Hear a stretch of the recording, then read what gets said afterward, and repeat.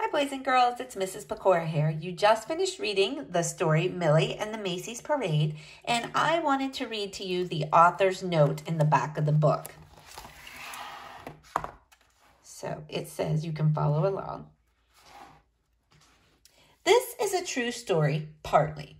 Millie is a made-up character, and the parts about Millie and her family are fiction, as are the depiction of all the characters in the book.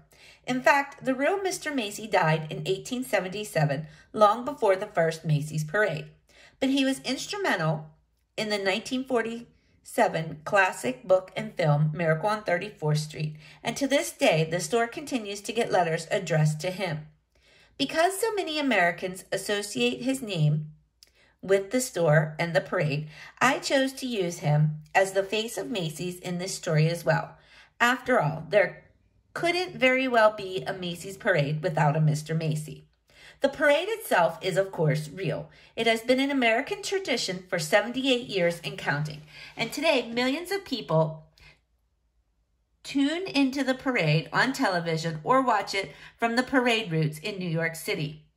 The tradition wasn't always part of American culture, though. In fact, it comes from a combination of other cultures.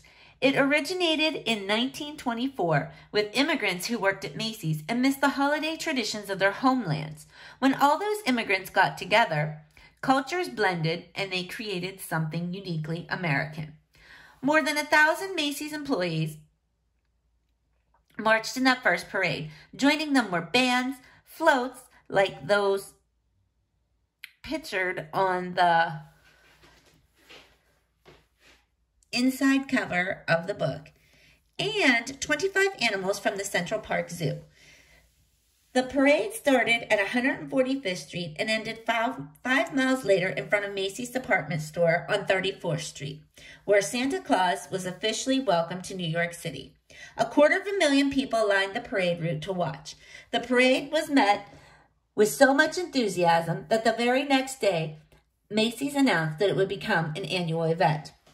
Although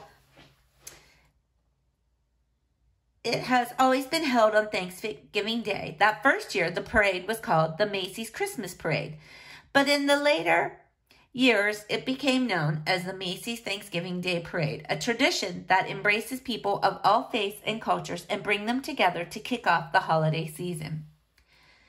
The first balloons appeared in the parade in 1927.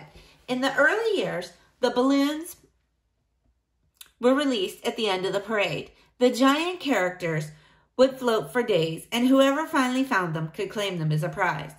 In all its years, the parade has only missed 3 holidays. From 1942 to 1944, it was canceled because of World War II. All the rubber balloons were donated to be used as scrap rubber for the war effort. The parade resumed in 1945 and has been ringing in the holidays ever since. No one knows exactly whose idea it was at first, but maybe, just maybe, it started with a little girl like Millie, a little girl with a marvelous idea.